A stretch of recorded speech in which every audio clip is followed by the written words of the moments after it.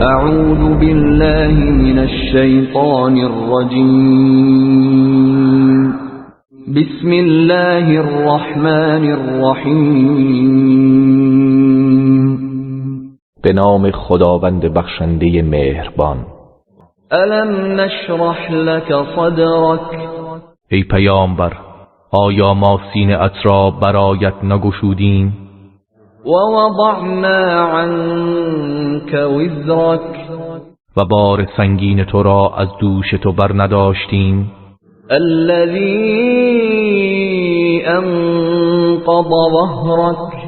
همان باری که بر پشت تو سنگینی می کرد. ورفعنا لك ذكرك. و نام و آوازی تو را بلند ساختیم. فإن مع العسر يسرا.